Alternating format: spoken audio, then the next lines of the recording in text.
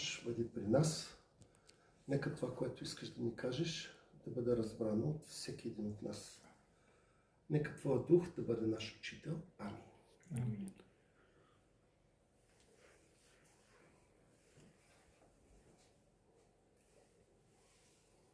Ако покажеш себе си, ще е страхотно.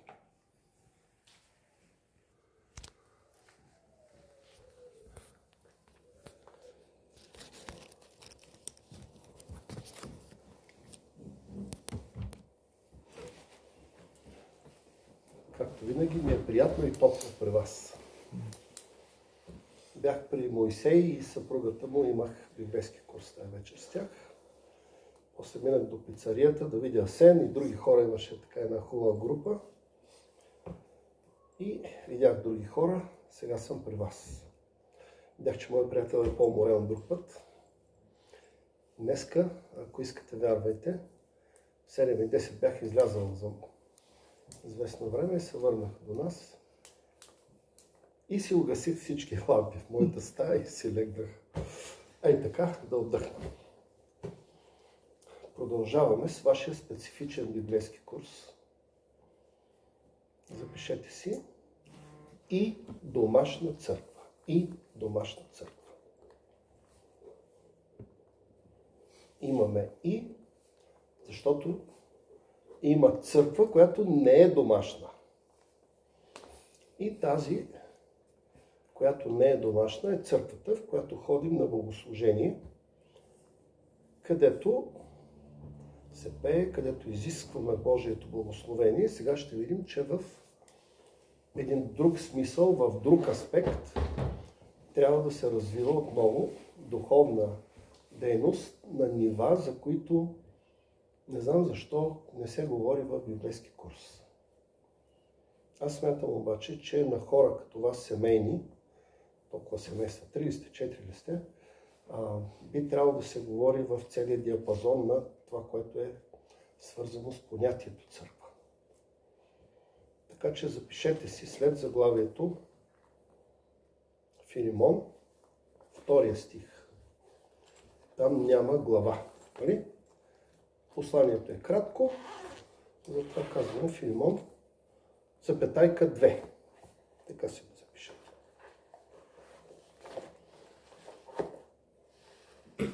Само да не го забравя.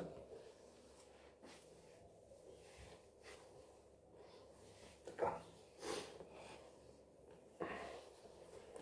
Внимавайте сега колко ясно е казано това, което ще се опитаме да внушим тази вечер. Защото под общото понятие църква, като че ли се разбира, че аз пряко съм в отношение към църквата, не че не е така, че вие пряко сте в отношение, но някакси брака, семейството, като че ли не влиза в този клас. Но не е така, както ще видим след малко. Посланието към Филимон. Внимавайте. Тук апостол Павел изпраща поздрави. Представя се като затворник за Христос, което означава, че затвора той е сам, но не е без Христос. Затворник за Христос. Той си има своята църква в затвора сам с Христос. И праща поздрави на различни хора и до сестра Апфия, и до нашия сподвижник Архив, и до твоята домашна църква. Домашна църква. Какво ще кажете за понятието? Лично аз на църковно ниво, ако изключим обучение, на което съм бил, понятието домашна църква не съм го чувал. Смятам, че това е грешка. Под понятието домашна църква трябва да се разбират най-малко две неща. Първо, че вие като семейства, когато сте във вашето царство, във вашия дом, или само на брачно ниво, или пък цялото семейство, зависи от ситуацията, трябва да си имате домашна църква. Защото мнозина, за жалост, живеят църковен живот, семеен и брачен църковен живот, само когато отидат в църквата. Вкъщи, като че ли това е едно друго място, което е дистанцирано, в което като че ли правилата не важат и човек, като дойде време да отива на църква, включва на някаква друга скорост, отива в църквата. Включва на друга скорост, след което като свърши църквата, включва пак на другата предавка и се прибира на домашен режим. Ще видим, че тези неща чисто новозаветно няма как да се съвместят. Когато един човек има Господ Исус в ума си, той има църквата в ума си и където и да се намира, църквата е в ума му. Ако някога човек се сети така изневиделица, че съществува църква, значи тя още не е заживяла в душата. Сега, тако ще излизам, нали? Чувам, че мама там нещо има претенции. Ама къде ще отида, Митко, сега? Не е ли късно? Но аз казах, ние трябва да се радваме, че имаме възможност да работим за църквата. Няма значение колко е часа. И за мен този въпрос не стои. Така, запишете си 1 Коринтяно, 16 глава, 9 стих.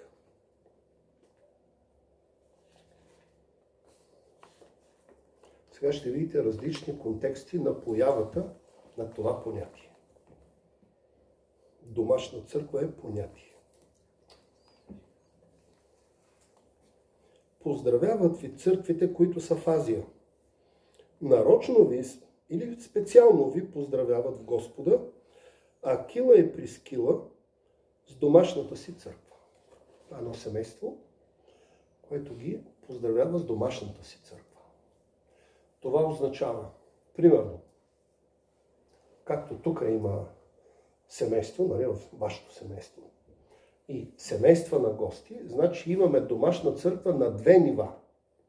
Хора, които са домакините, които са предложили мястото за среща, и хора, които са отишли на това място за среща, защото всички семейства имат един и същи идеал, една и съща вяра, да бъдат с Господ Исус Христос и да се чувстват като част от Неговата църква. Това е много важно да се каже. Значи вече дома не е сам по себе си.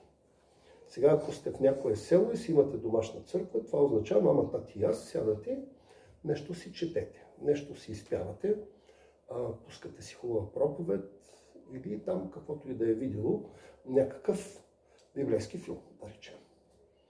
Когато обаче сте повече, това пак е домашна църква, защото тя е на терена на едно семейство, което е домашна църква само по себе си.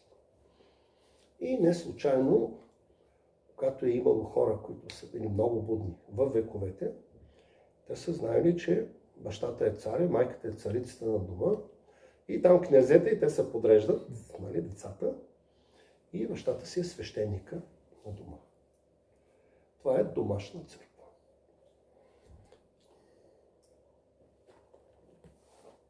Сега е много важно още нещо да чуете. Според мен, ако това не се каже, значи няма пълнота на мисленето по отношение на домашната църква. Колосените 4 глава, 15 и 16 стих. Внимавайте сега. Поздравете братята, които са в Лаодикия и Нимфана с домашната й църква. До тук всичко е наред, както го обяснихме до тук. Само, че има нова подробност. 16 стих. И като прочетете това послание помежду си, да се прочете в Лаодикийската църква и онова, което е от Лаодикийската църква, да го прочетете и вие. Домашна църква, но посланието, което е писано до църквата майка, къде се чете? И в домашната група. Важно ли е това? Защото тук разбираме нещо, което е добре да си го сложим в ума. Има църкви, в които битува едно странно мнение, че когато една група заживява, тя някак си живее страничен живот, независим от църквата. Запомнете, че такъв независим живот от църквата, според Новия Завет, не съществува. Ако една домашна църква престане да мисли за църквата с главна буква, за църквата майка, където са били обучавани, където са били кръстени, където са служили там еди колко си време, но в един момент те започнат да разказват различни учения, имат различни практики, спират да посещават църквата. Църквата има право да извика техния водач, ако тя е поставила такъв, и да му каже, тук има нещо, което не е наред. Както всеки човек в дома си може да каже, тук нещо не е наред, трябва да го сложим в ред. Ако обаче групата си е поставила човек, който църквата не е поставила, въпреки всичко, щом той е този, който управлява групата, той ще бъде извикан. Той може да каже, ама гледайте си работата, няма никакъв проблем, църквата ще си види работата и освобождава цялата група. Такъв е реда. Защото мнозина си мислят, че в църквата като че ли трябва да има някакъв ред, при който всеки си мисли, че може да каже какъв е реда. Не е, мили хора, реда го има тук. Реда го има тук. Имаме наръчник, как се управлява църквата. Дори да сте от тук нататък 20 години членове на църквата, много рядко ще видите аз да цитирам наръчника. Защото наръчника е тук. Наръчника е правен от тая книга. Следователно аз мога директно нея да отворя и на мен това ми е наръчника собствено. Така. Значи, казано по друг начин, това, което казахме до тук е, че църквата си има различни нива. Като понятие в Новия Завет, казахме на практика това как се развива, казахме как може да се развива, както вие го правите, това не е лошо. Понякога да си имате утрено бдение, някога вечерно бдение, каквото си искате. Щом това нещо е в перспективите, които църквата чертае и в нейното лоно, т.е. тя знае за всичко това нещо, това не са самоволни неща, никой никога няма да спре групата, да знаете. Никой никога няма да я спре. Напротив, ние търсим хора, които искат да си развиват домашната група. Да поканят приятели, както вие правите. И днеска Денката ми се обади, пасторе, Галиото е в София с детето, нали знаете? Да. Трябва да се помолим преди да си тръгнем. Той каза, моли се, от вторник, ако всичко е наред, пак ще почнем да се събираме. И сега, защо домашната църква е подчинена на главната църква? Защото Христос не е създал домашната църква първо, а е създал главната църква. Той е извикал апостолите и тази църква е родена в движението между хората. Обърнете внимание. Тя не просто е събирана в един дом и всеки ден. Не. Днеска те са на една улица, после са на друга, после са в друго населено място, някакъв друг град. Христос много малко е пътувал. Ако вие разберете истински колко е пътувал, ще се очудите много, защото пътували сте из Европа, къде ли не. Той е бил на не повече от 300 км от дома си. Най-далечните му пътувания, които са. Но пък той е пропътувал от небето до земята, така че друг е характера, друго е нивото. Така, сега, в Матей 16 глава, запишете си, изобщо не обичам да цитирам много текстове, но тук няма как. Матей 16 глава, четем така. Аз ти казвам, че ти си Петър. Петър значи камък. Тук става въпрос за едно мнение на Петър, за което Исус казва на Петър, моя отец ти откри това, че аз съм Христос, нали, Месията. Ти си Петър и на тази канара, т.е. на това отношение, че Христос е син на живия Бог, на тази канара ще съградя моята църква. И портите на ада няма да й наделеят. Кой съгражда църквата? Пази Боже, но това го има и то много често. Много хора смятат, че с техните усилия, с техните дадености, които имат малки по писанието, те си мислят, че когато кръстят 10 души към някаква група, те си мислят, че те съграждат църквата. Вижте, това никога не бива да го мислите. Никога един човек не може да се покае и да промени пътя си без Светия Дух и без Сина. Това абсолютно не може да стане. Ако ние градим църквата, да знаете, че ще я разрушим. Аз не се притеснявам от нищо. За бъдещето на църквата не се притеснявам. Аз се притеснявам да не би аз да объркам църквата без да искам. Да кажа учение, което не е по писанието. Всеки има възможност нещо да сгреши.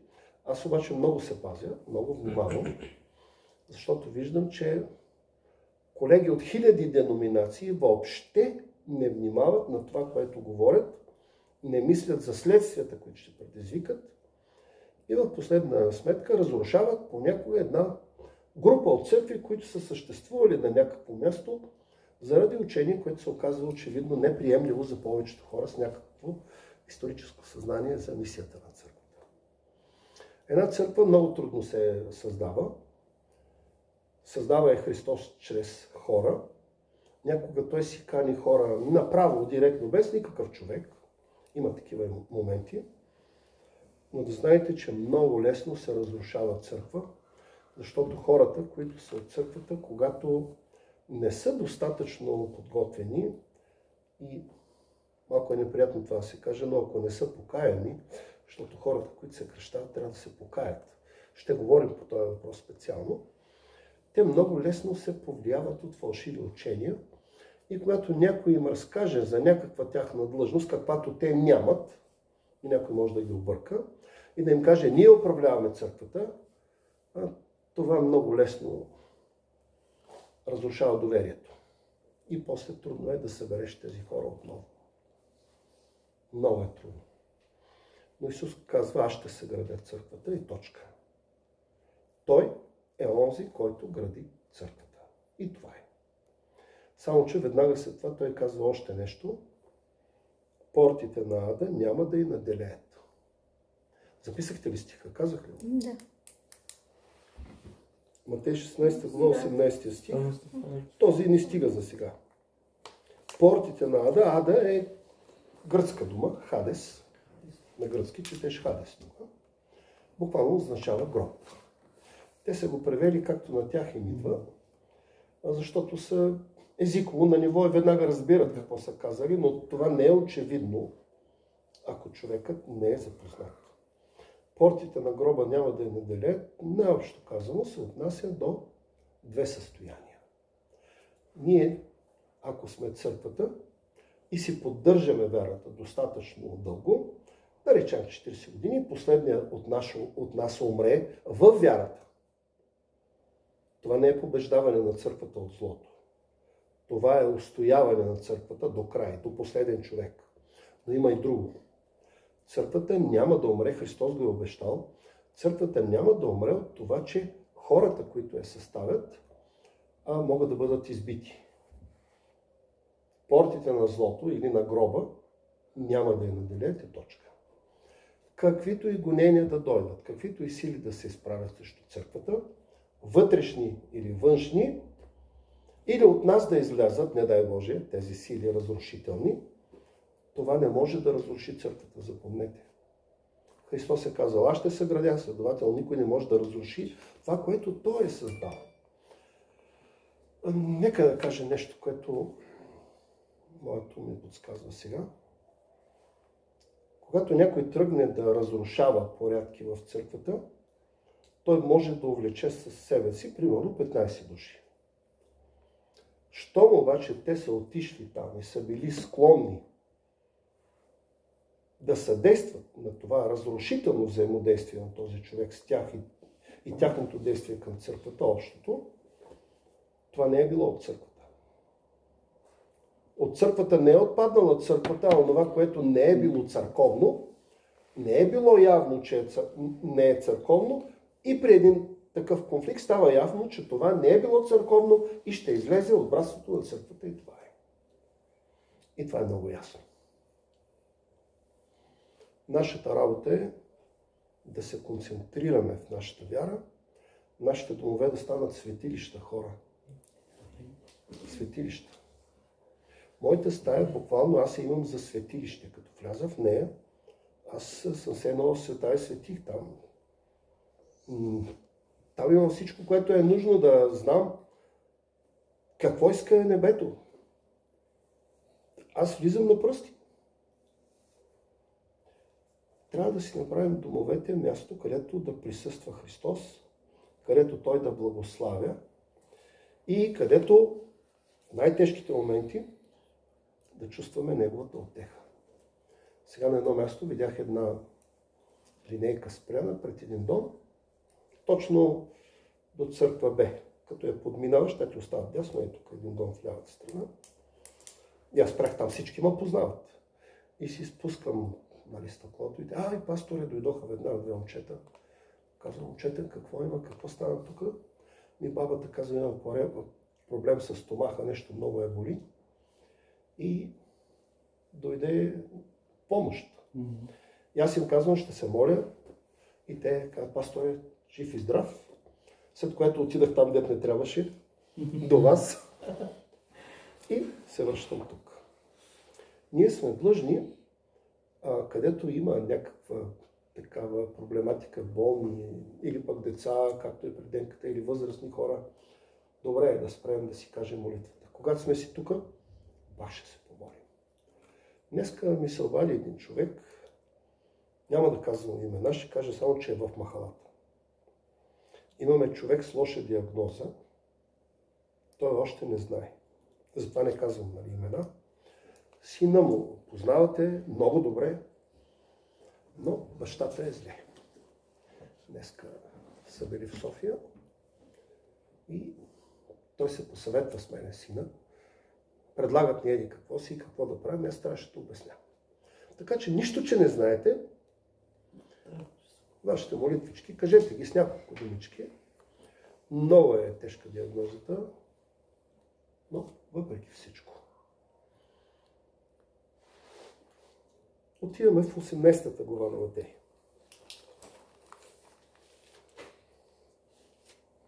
Внимавайте сега. 15 до 18. Ако ти съгреши брат ти. Сега, мислете, докато чета това нещо, мислете за властта на църквата. Каква власт има църквата? Това е текстът. Умишлено го слагам тук му е мястото. Христос създава църквата, той е съграждан непрестанно и не може нещо, което е съградено от Христос, да няма авторитет. Сега обаче трябва да видим какъв авторитет има църквата. Защото аз чувам напоследък тук, че църквата нямала никакво значение. Можело да не се ходи, това не било грях. Можело да не членуваш, това не било грях. Ако си бил кръстен, можело леко да се тръгнеш без никакъв проблем. Дали е така? Нека да видим. Ако ти съгреши брат ти, иди покажи вината му между тебе и него самия. Двамата си говорете.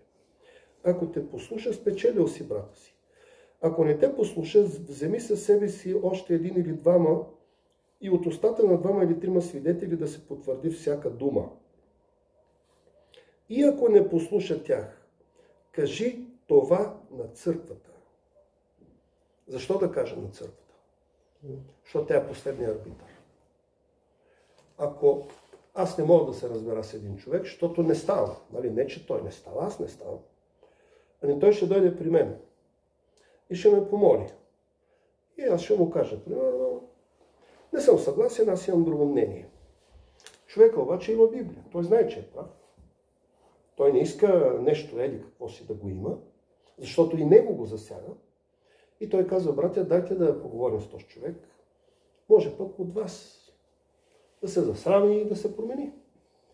Обаче идват при мен още двама с него, стават трима.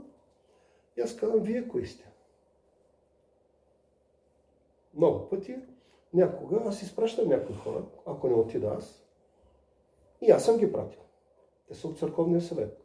и някой им заявява, вие кои сте? И аз казвам, така ли? Я го извикайте тук, то аз да го видя, да му кажа кои са, тия деца съм ги пратил, нали разбирате? И тогава той казва, кажи това на църквата. И църквата ще реши спора. А тя може да реши някога и доста неочаквано. Аз може да си мисля, че съм прав, църквата да каже, не си прав. Ти предизвикаш целият този дебат. Ние наистина си мислехме, че ти си прав. Искахме да отсъдим реално и трезво, но сега като чуваме всичко, разбираме, че ти си в грешка. Той човек му казваме, ти си отивай, ти си извикан неправомерно, ние нямаме работа с теб и почваме да се занимаваме с него.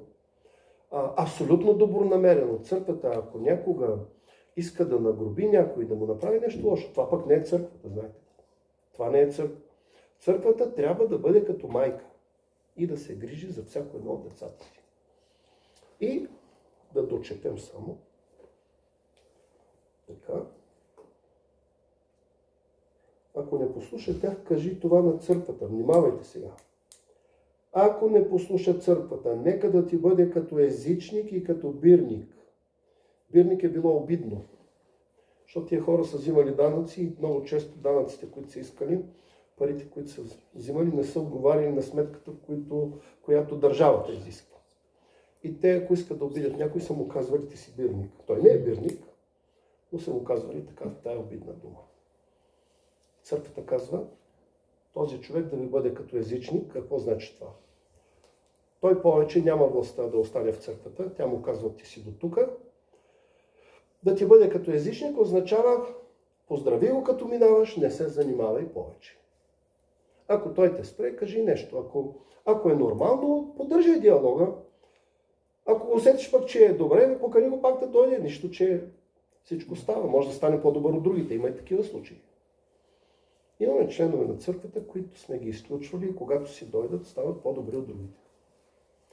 И един от тях, не един, ама казвам, един цитирам, той ми каза, пасторе, добре, че ме изключихте, защото аз не осъзнавах, че имам проблем. И така. Кажи това на църквата. Има ли авторитет църквата? След Христос, значи има иерархия. Имаме Христос, имаме църквата. Църквата какво прави? Църквата всяка година се избира църковен съвет. Това означава, че тези хора, за които църквата е гласувала, аз не мога да събера 360 души, за да решим един проблем. Следователно аз събирам 10 души, за които са гласували много хора. След което, като вземем някакво решение на църковно събрание, ние го казваме на всички хора, няма нищо скрито и нищо покрито. Църковният съвет не може да взема големи решения без църквата да гласува. Нали разбирате? Когато аз слушам нещо, ми предлагат, сега ви вкарвам там, защото трябва. Тия неща трябва да се обясняват на библейски курс, но не се обясняват. Но трябва. Когато аз съм там и някога има един или друг брат, казва, пасторе, айде да направим това. И ми казва нещо. И аз поглеждам и с моя опит знам, че това нещо е обречено на провал, но не казвам не.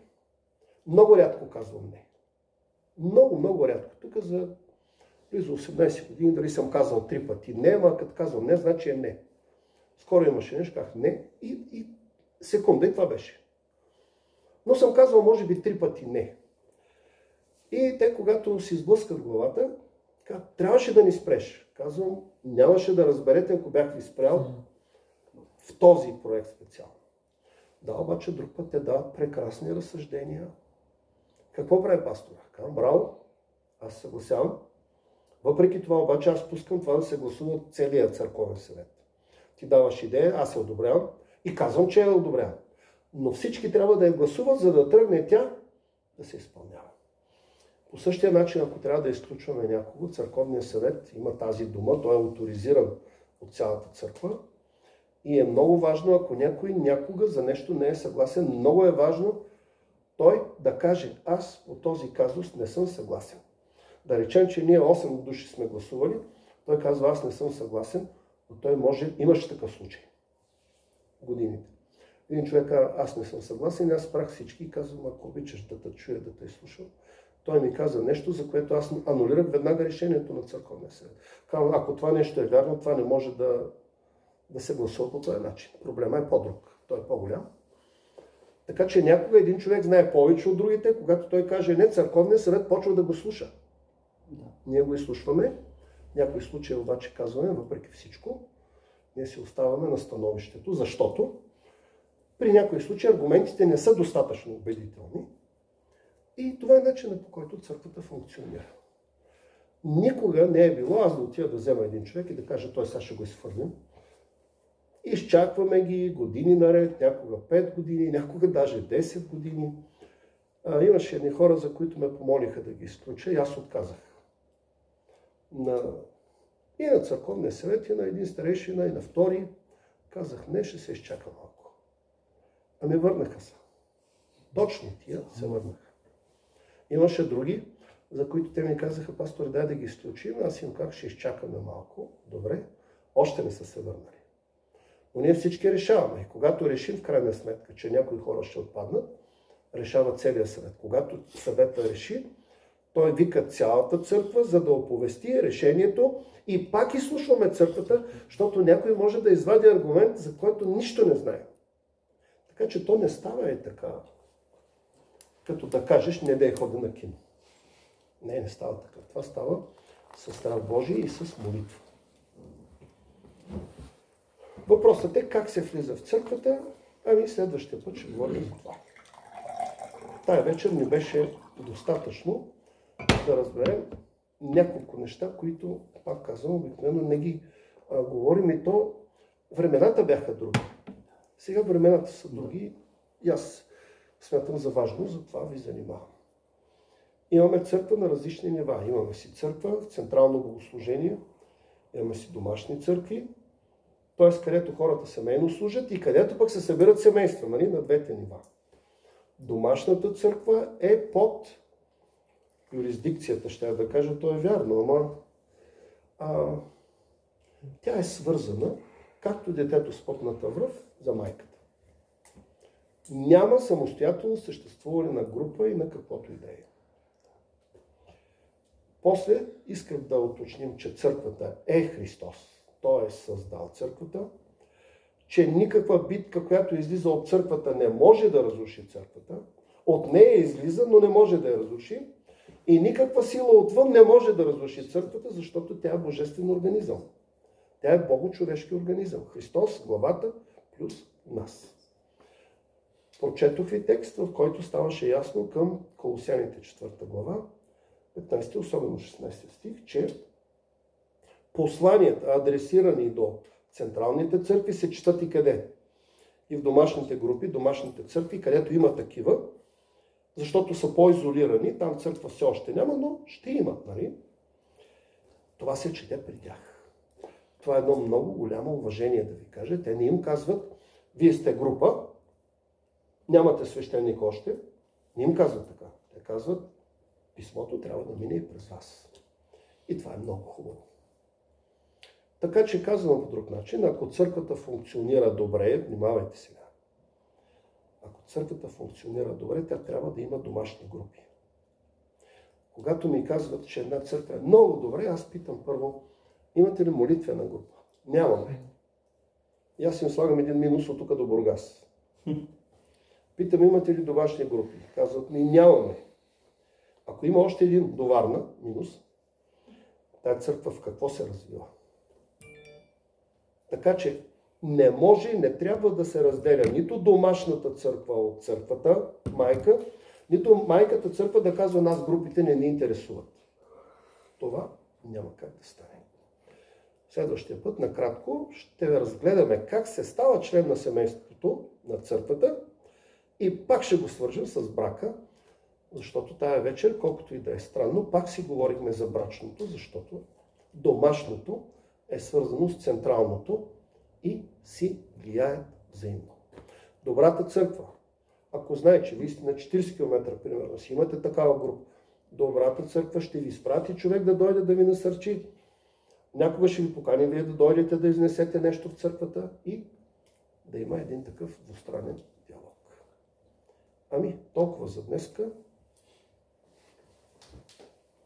Чудесно.